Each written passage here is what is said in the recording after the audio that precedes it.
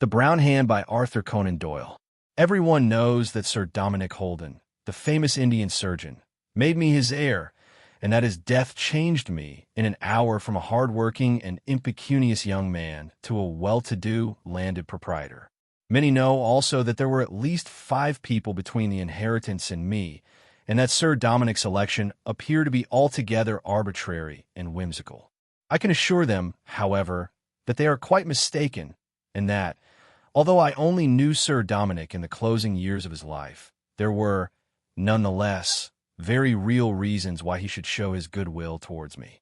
As a matter of fact, though I say it myself, no man ever did more for another than I did for my Indian uncle. I cannot expect the story to be believed, but it is so singular that I should feel that it was a breach of duty if I did not put it upon record. So here it is, and your belief or incredulity is your own affair. Sir Dominick Holden, C.B., K.C. Psi, and I don't know what besides, was the most distinguished Indian surgeon of his day. In the army originally, he afterwards settled down into civil practice in Bombay and visited, as a consultant, every part of India. His name is best remembered in connection with the Oriental Hospital, which he founded and supported. The time came, however, when his iron constitution began to show signs of the long strain to which he had subjected it, and his brother practitioners, who were not, perhaps, entirely disinterested upon the point, were unanimous in recommending him to return to England. He held on so long as he could, but at last he developed nervous symptoms of a very pronounced character, and so came back, a broken man, to his native county of Wiltshire. He bought a considerable estate with an ancient manor house upon the edge of Salisbury Plain, and devoted his old age to the study of comparative pathology, which had been his learned hobby all his life, and in which he was a foremost authority. We of the family were, as may be imagined, much excited by the news of the return of this rich and childless uncle to England. On his part, although by no means exuberant in his hospitality, he showed some sense of his duty to his relations, and each of us in turn had an invitation to visit him. From the accounts of my cousins, it appeared to be a melancholy business, and it was with mixed feelings that I at last received my own summons to appear at Rodenhurst. My wife was so carefully excluded in the invitation that my first impulse was to refuse it, but the interests of the children had to be considered, and so, with her consent, I set out one October afternoon upon my visit to Wiltshire, with little thought of what that visit was to entail. My uncle's estate was situated where the arable land of the plains begins to swell upwards into the rounded chalk hills, which are characteristic of the county. As I drove from Dinton Station in the waning light of that autumn day, I was impressed by the weird nature of the scenery. The few scattered cottages of the peasants were so dwarfed by the huge evidences of prehistoric life that the present appeared to be a dream and the past to be the obtrusive and masterful reality. The road wound through the valleys, formed by a succession of grassy hills, and the summit of each was cut and carved into the most elaborate fortifications, some circular and some square, but all on a scale which has defied the winds and the rains of many centuries. Some call them Roman and some British, but their true origin and the reasons for this particular tract of country being so interlaced with entrenchments have never been finally made clear. Here and there on the long, smooth, olive-colored slopes, there rose small, rounded barrows or tumuli. Beneath them lie the cremated ashes of the race which cut so deeply into the hills. But their graves tell us nothing save that a jar full of dust represents the man who once labored under the sun. It was through this weird country that I approached my uncle's residence of Rodenhurst, and the house was, as I found, in due keeping with its surroundings. 2 broken and weather-stained pillars, each surmounted by a mutilated heraldic emblem, flanked the entrance to a neglected drive. A cold wind whistled through the elms which lined it, and the air was full of the drifting leaves. At the far end, under the gloomy arch of trees, a single yellow lamp burned steadily. In the dim half-light of the coming night, I saw a long, low building stretching out 2 irregular wings, with deep eaves, a sloping gambrel roof, and walls which were crisscrossed with timber balks in the fashion of the Tudors.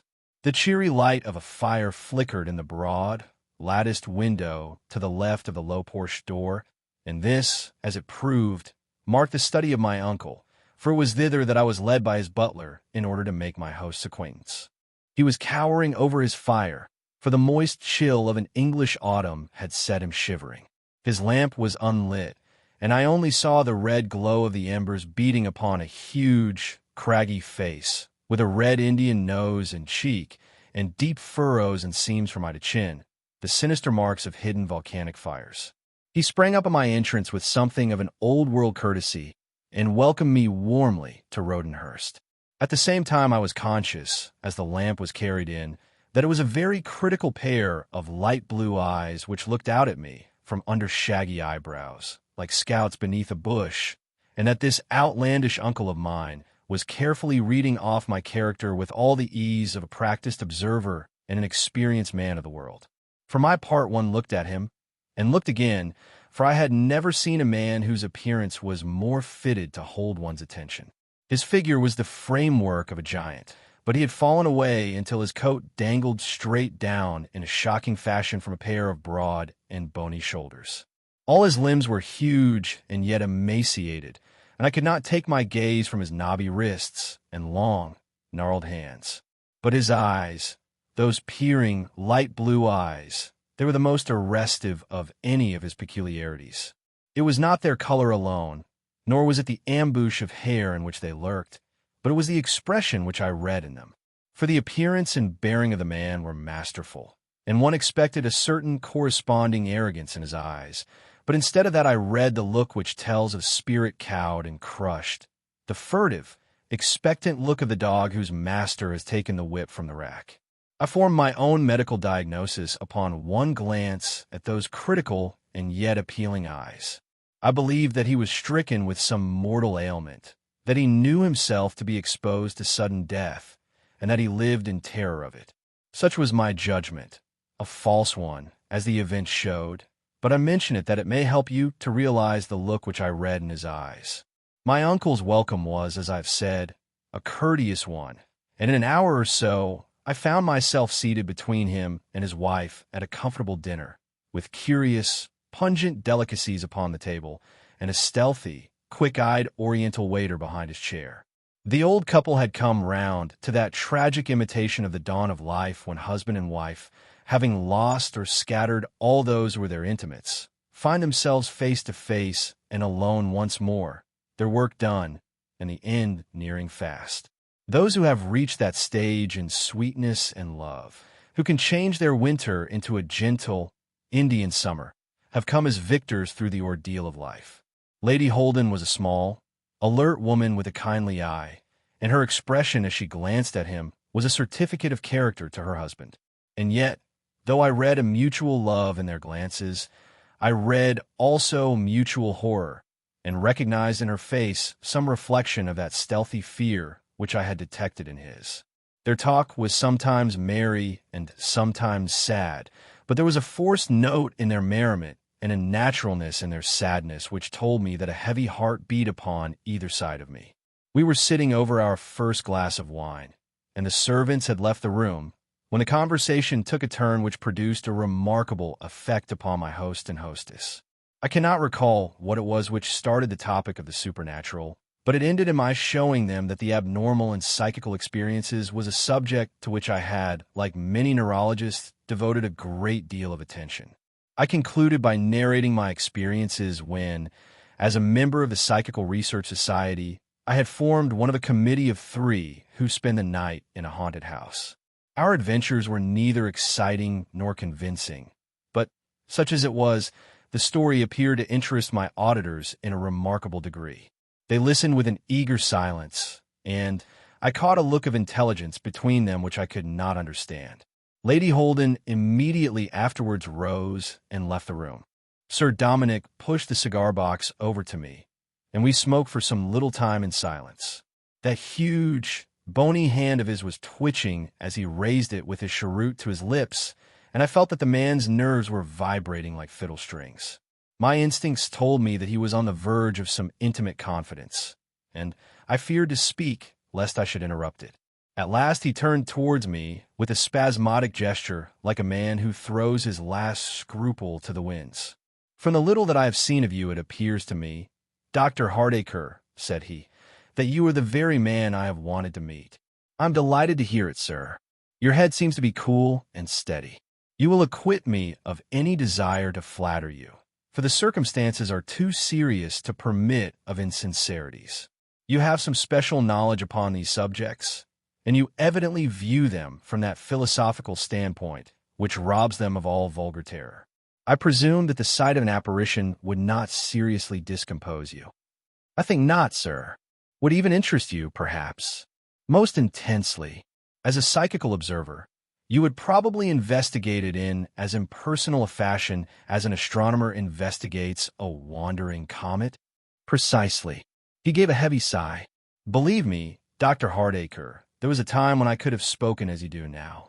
My nerve was a byword in India. Even a mutiny never shook it for an instant. And yet you see what I am reduced to, the most timorous man, perhaps, in all this county of Wiltshire.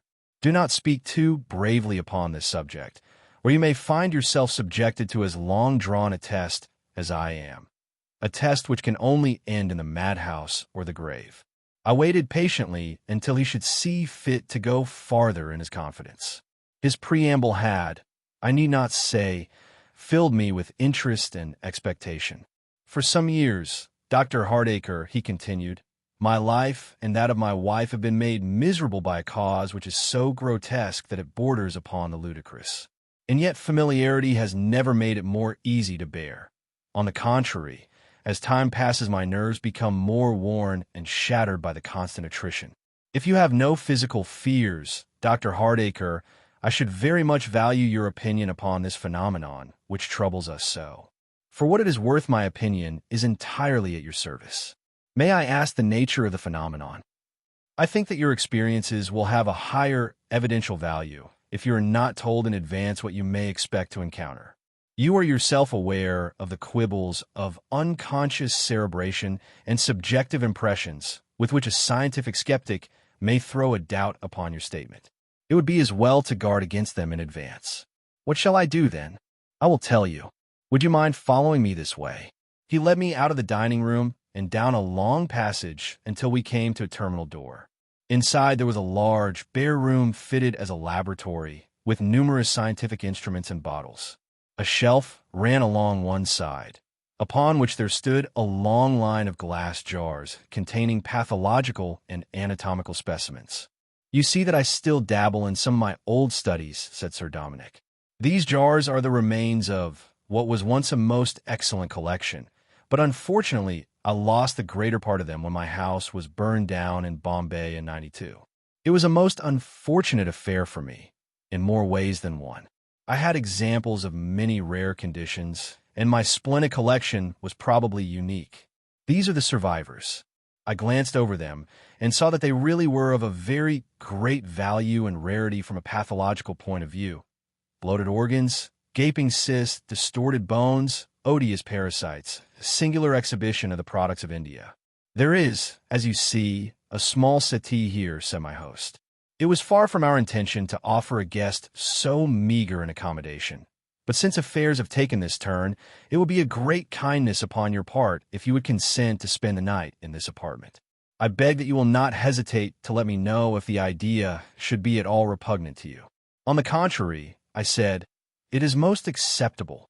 My own room is the second on the left, so that if you should feel that you are in need of company, a call would always bring me to your side. I trust that I shall not be compelled to disturb you. It is unlikely that I shall be asleep. I do not sleep much. Do not hesitate to summon me." And so, with this agreement, we joined Lady Holden in the drawing-room and talked of lighter things. It was no affectation upon my part to say that the prospect of my night's adventure was an agreeable one. I have no pretense to greater physical courage than my neighbors, but familiarity with a subject robs it of those vague and undefined terrors which are the most appalling to the imaginative mind. The human brain is capable of only one strong emotion at a time, and if it be filled with curiosity or scientific enthusiasm, there is no room for fear. It is true that I had my uncle's assurance that he had himself originally taken this point of view, but I reflected that the breakdown of his nervous system might be due to his 40 years in India as much as to any psychical experiences which had befallen him. I at least was sound in nerve and brain, and it was with something of the pleasurable thrill of anticipation with which the sportsman takes his position beside the haunt of his game that I shut the laboratory door behind me, and partially undressing, lay down upon the rug-covered settee. It was not an ideal atmosphere for a bedroom. The air was heavy with many chemical odors, that of methylated spirit predominating, nor were the decorations of my chamber very sedative. The odious line of glass jars with their relics of disease and suffering stretched in front of my very eyes. There was no blind to the window, and a three-quarter moon streamed its white light into the room, tracing a silver square with filigree lattices upon the opposite wall. When I had extinguished my candle, this one bright patch in the midst of the general gloom had certainly an eerie and discomposing aspect. A rigid and absolute silence reigned throughout the old house, so that the low swish of the branches in the garden came softly and smoothly to my ears. It may have been the hypnotic lullaby of this gentle susurrus, or it may have been the result of my tiring day, but after many dozings and many efforts to regain my clearness of perception, I fell at last into a deep and dreamless sleep. I was awakened by some sound in the room, and I instantly raised myself upon my elbow on the couch.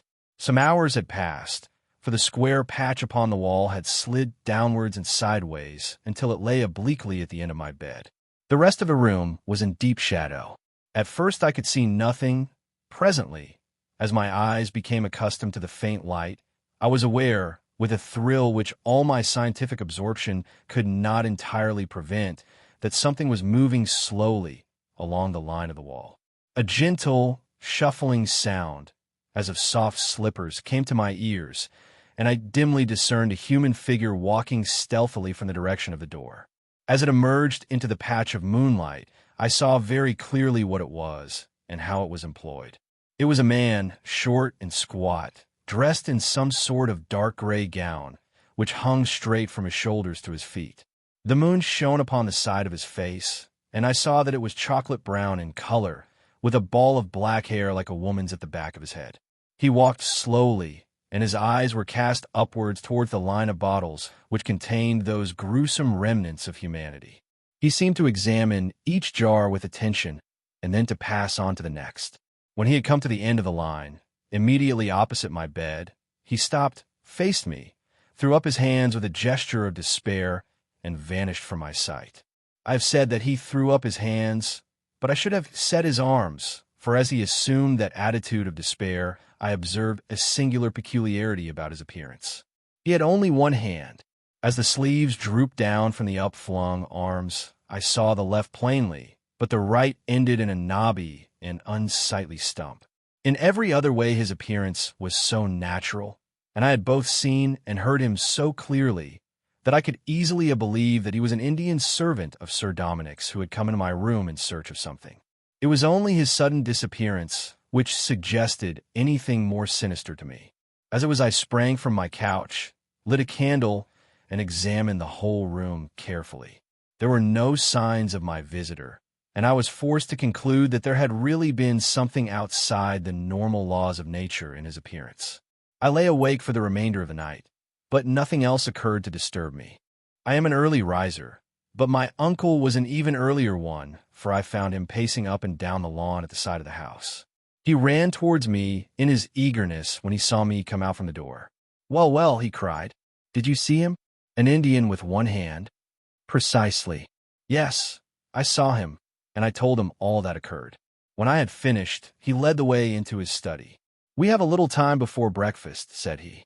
"It will suffice to give you an explanation of this extraordinary affair, so far as I can explain that which is essentially inexplicable. In the first place, when I tell you that for 4 years I have never passed one single night, either in Bombay, aboard ship, or here in England, without my sleep being broken by this fellow, you will understand why it is that I am a wreck of my former self. His program is always the same. He appears by my bedside, shakes me roughly by the shoulder, passes from my room into the laboratory, walks slowly along the line of my bottles, and then vanishes. For more than 1,000 times, he has gone through the same routine. What does he want? He wants his hand. His hand. Yes, it came about in this way. I was summoned to Peshawar for a consultation some 10 years ago, and while there I was asked to look at the hand of a native who was passing through with an Afghan caravan.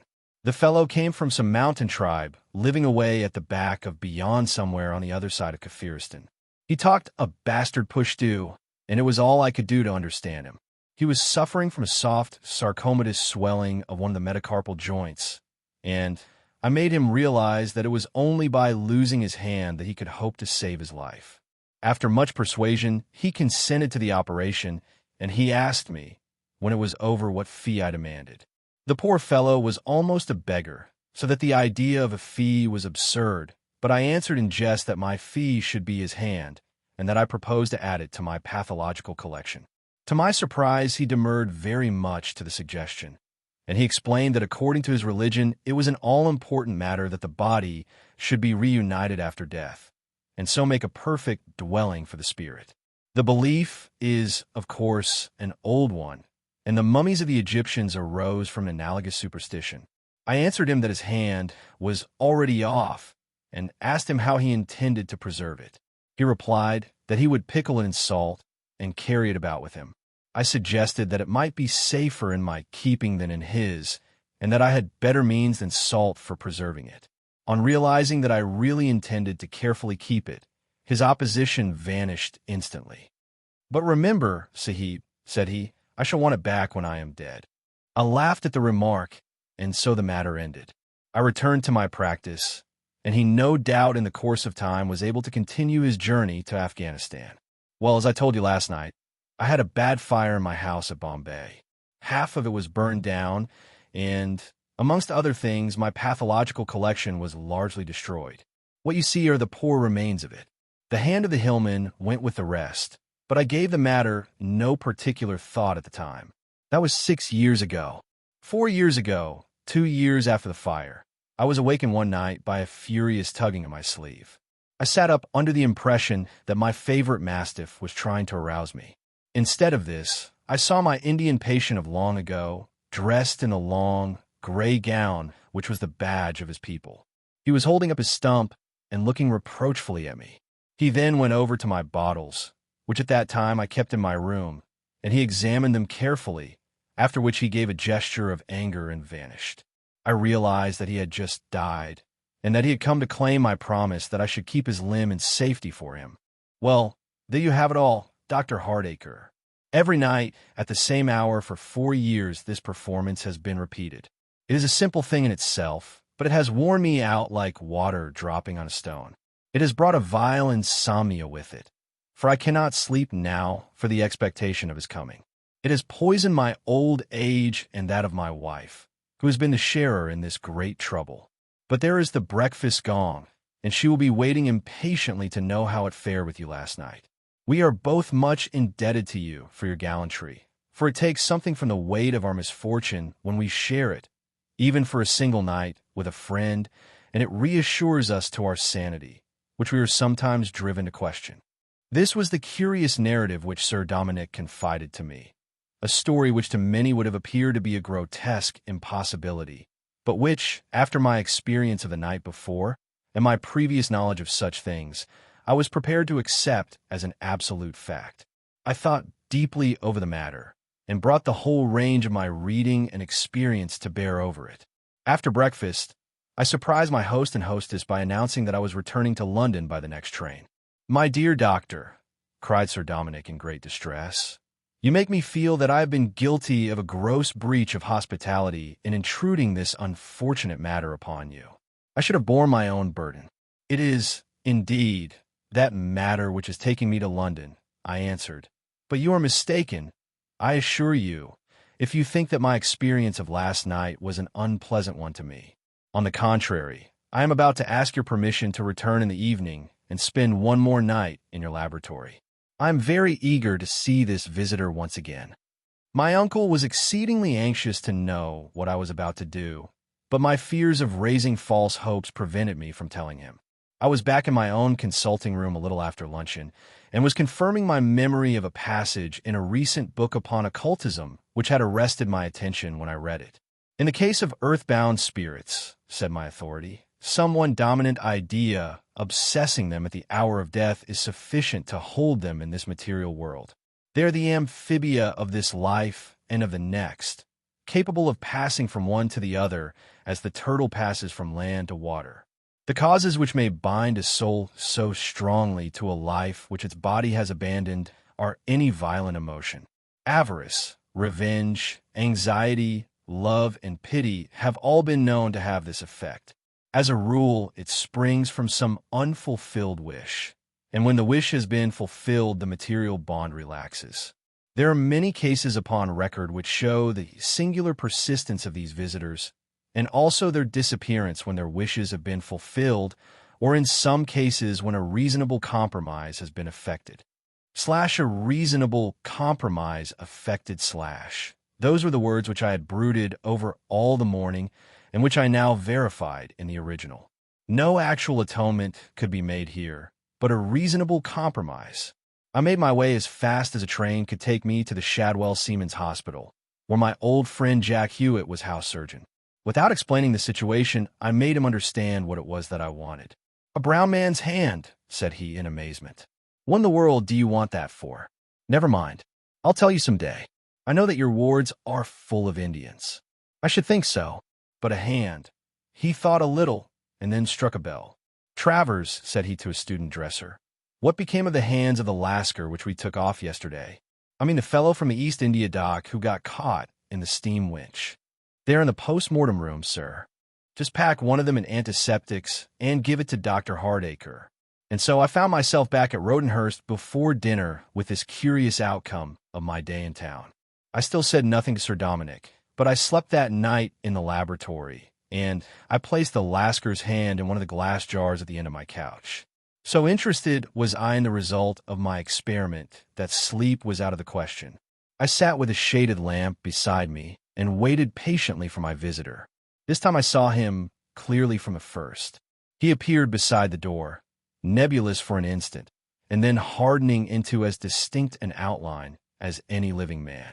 The slippers beneath his gray gown were red and heelless, which accounted for the low, shuffling sound which he made as he walked. As on the previous night, he passed slowly along the line of bottles until he paused before that which contained the hand. He reached up to it, his whole figure quivering with expectation, took it down, examined it eagerly, and then, with a face which was convulsed with fury and disappointment, he hurled it down on the floor. There was a crash which resounded throughout the house, and when I looked up, the mutilated Indian had disappeared. A moment later my door flew open, and Sir Dominick rushed in. "You are not hurt?" he cried. "No, but deeply disappointed." He looked in astonishment at the splinters of glass, and the brown hand lying upon the floor. "Good God!" he cried. "What is this?" I told him my idea and its wretched sequel. He listened intently, but shook his head. "It was well thought of," said he, "but I fear that there is no such easy end to my sufferings. But one thing I now insist upon. It is that you shall never again upon any pretext occupy this room. My fears that something might have happened to you, when I heard that crash, have been the most acute of all the agonies which I have undergone. I will not expose myself to a repetition of it." He allowed me, however, to spend the remainder of the night where I was, and I lay there worrying over the problem and lamenting my own failure. With the first light of morning, there was the Lascar's hand still lying upon the floor to remind me of my fiasco. I lay looking at it, and as I lay, suddenly an idea flew like a bullet through my head and brought me quivering with excitement out of my couch. I raised the grim relic from where it had fallen. Yes, it was indeed so. The hand was the left hand of the Lascar. By the first train, I was on my way to town and hurried at once to the Seamen's Hospital. I remembered that both hands of the Lascar had been amputated, but I was terrified lest the precious organ which I was in search of might have been already consumed in the crematory. My suspense was soon ended. It had still been preserved in the post-mortem room, and so I returned to Rodenhurst in the evening with my mission accomplished and the material for a fresh experiment. But Sir Dominick Holden would not hear of my occupying the laboratory again. To all my entreaties, he turned a deaf ear. It offended his sense of hospitality, and he could no longer permit it. I left the hand, therefore, as I had done its fellow the night before, and I occupied a comfortable bedroom in another portion of the house, some distance from the scene of my adventures. But in spite of that, my sleep was not destined to be uninterrupted. In the dead of night, my host burst into my room, a lamp in his hand. His huge, gaunt figure was enveloped in a loose dressing gown, and his whole appearance might certainly have seemed more formidable to a weak-nerved man than that of the Indian of the night before. But it was not his entrance so much as his expression which amazed me. He had turned suddenly younger by 20 years at the least. His eyes were shining, his features radiant, and he waved one hand in triumph over his head. I sat up astounded, staring sleepily at this extraordinary visitor. But his words soon drove the sleep from my eyes. "We have done it. We have succeeded," he shouted. "My dear Hardacre, how can I ever in this world repay you? You don't mean to say that it is all right?" "Indeed I do. I was sure that you would not mind being awakened to hear such blessed news." "Mind? I should think not indeed. But is it really certain?" "I have no doubt whatever upon the point. I owe you such a debt, my dear nephew, as I have never owed a man before, and never expected to. What can I possibly do for you that is commensurate? Providence must have sent you to my rescue. You have saved both my reason and my life, for another 6 months of this must have seen me either in a cell or a coffin. And my wife, it was wearing her out before my eyes. Never could I have believed that any human being could have lifted this burden off me." He seized my hand and wrung it in his bony grip. "It was only an experiment, a forlorn hope, but I am delighted from my heart that it has succeeded.